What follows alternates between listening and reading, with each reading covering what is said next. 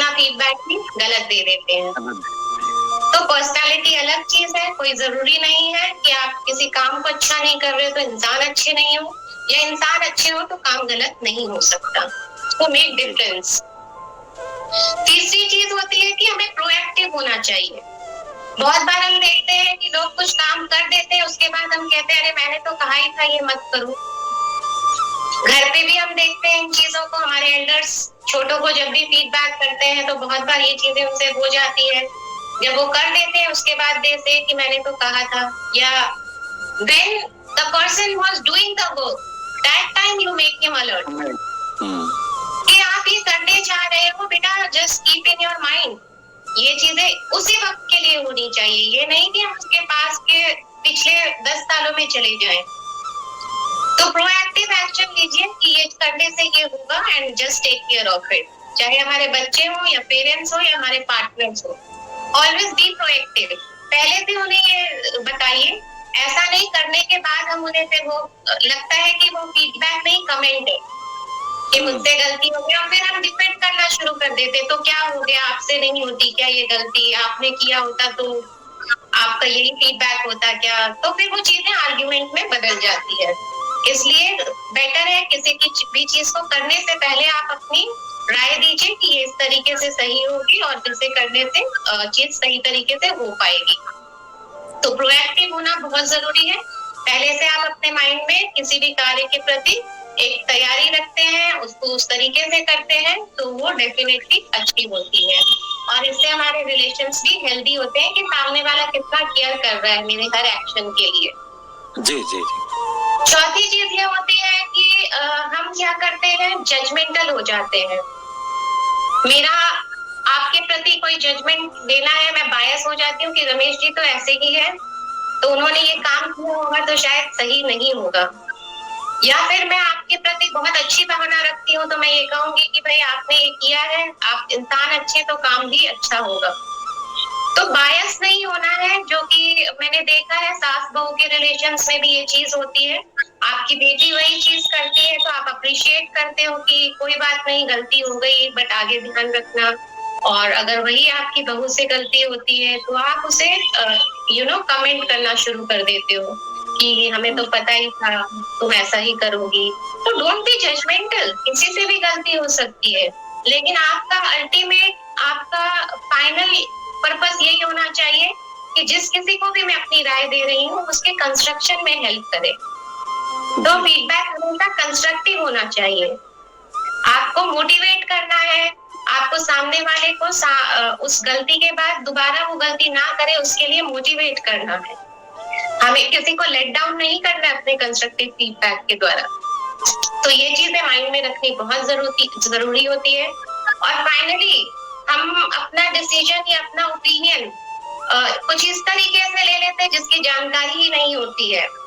जैसे मैंने राय दे दी, उसके बाद आपने भी सेम वही राय दे दी, चाहे आपके पास इंफॉर्मेशन है या नहीं, कि भाई XYZ ने ये गलती किया होगा, प्रियंका जी कह रही है तो मेरी भी यही राय है। तो प्लीज कोई भी राय देने से पहले एक कंप्लीट इंफॉर्मेशन रखिए, उसकी जानकारी रखिए, और वो एक रिलायबल सोर्स से आपके पास आनी चाहिए। उड़ती हुई बातों को लेकर या सुनी सुनाई बातों को लेकर हम बहुत बार अपना ओपिनियन रख देते हैं। तो प्लीज बी इंफॉर्मेटिव, जानकारी रखिए, एक्यूरेट इंफॉर्मेशन के साथ, क्रेडिबिलिटी के साथ किसी को ओपिनियन देंगे तभी वो आप पे ट्रस्ट करेगा कि ये इंसान जानकारी के आधार पर मुझे अपनी राय दे रहा है, विदाउट बायस हुए अपनी मुझे ये फीडबैक दे रहा है, या एक टाइमली मैनर में मुझे दे रहा है, प्रोएक्टिव वे में दे रहा है, या मेरे बिहेवियर के लिए दे रहा है, मेरी पर्सनालिटी को हर्ट नहीं कर रहा है। तो ये 4-5 चीजें हैं जो किसी को भी फीडबैक देने से पहले ध्यान में रखें, और यही वो आधार है जिस पर आप किसी का ट्रस्ट जीत सकते हो। अगर आप इस तरीके के पर्सन हैं जो फीडबैक इस तरीके से देते हो तो लोग आप पे ट्रस्ट करेंगे और वो बार बार आपका ओपिनियन या आपके फीडबैक के लिए उत्सुक होंगे, एंथुसियाज्म होगा उनके अंदर कि इनकी फीडबैक लेना बहुत जरूरी है, बिकॉज आपको कंस्ट्रक्ट करने में वो हेल्प करती है। तो कंस्ट्रक्टिव फीडबैक बहुत जरूरी है रेदर देन क्रिटिसाइजिंग या कमेंटिंग। और हमेशा अपने फीडबैक को पॉजिटिव नेगेटिव बैलेंस करके चलिए, किसी को भी किसी की नेगेटिव बतानी है तो पहले पॉजिटिव पे उसका फोकस लाइए, ये चीज आप पे अच्छी है, और फिर हम उसके नेगेटिव को अगर करें हाईलाइट या बताएं ये चीज इंप्रूव हो सकती है, तो वो आपके फीडबैक को एक्सेप्ट करेगा। नहीं तो आपके फीडबैक देने का कोई इम्पोर्टेंस नहीं है। तो प्लीज किसी को कंस्ट्रक्ट करने के लिए ही कंस्ट्रक्टिव फीडबैक दीजिए, पॉजिटिव मैनर में दीजिए। That will make our relations beautiful. Priyanka ji, बहुत अच्छी बात आपने बताया कि रिश्तों को मजबूत बनाने के लिए या कहीं भी आप ग्रुप में काम करते हैं कलीग्स के साथ में, तो कंस्ट्रक्टिव फीडबैक के लिए आप पहले पॉजिटिव चीजें पर फोकस कीजिए, उसके बाद फिर उनकी कमियों को बता सकते हैं, तो इससे आपका काम हो जाएगा। और नेचुरली आप इन चीजों को थोड़ा प्रैक्टिस लाके ही कर सकते हैं। तो हमें हमेशा ध्यान देना है कि हमें किसी को भी अगर फीडबैक देना है तो किस तरह से देना है, पॉजिटिव पहले बता के फिर आप उनकी कमियों को बता सकते हैं या उसके बारे में बड़े प्लीजेंट तरीके से आप उनको समझा सकते हैं। तो आइए आगे बढ़ते हुए मैं एक छोटा सा सवाल पूछना चाहूंगा। जैसे कि बहुत बार देखा गया कि पार्टनरशिप जो होती है 2 लोगों के बीच में होती है, 4 लोगों के बीच में होती है, तो पार्टनरशिप में हमेशा देखा गया कि कुछ समय के बाद वो चीजें टूटने लगती हैं, वहां पर वो कायम नहीं रहता। या तो कुछ मतभेद के कारण होता है, या प्रॉफिट के मार्जिन की वजह से होता है, या कुछ इन्वेस्टमेंट की बात को लेकर चलता रहता है। तो किस तरह से हम पार्टनरशिप को मजबूत बना के रखें? हमेशा बिजनेस करते हैं तो 2 लोग 4 लोग जुड़ जाते हैं, तो उनका मेंटल स्टेटस हमेशा सही हो, एक एम को लेकर चले, तो ये कैसे हो सकता है? हाँ, ये मैंने भी देखा है रमेश जी कि पार्टनरशिप बहुत कम ही सक्सेसफुल होती है, लेकिन जो पार्टनरशिप सक्सेसफुल होती है उन्होंने ही यहाँ पे एक एग्जाम्पल क्रिएट किया है। जी जी।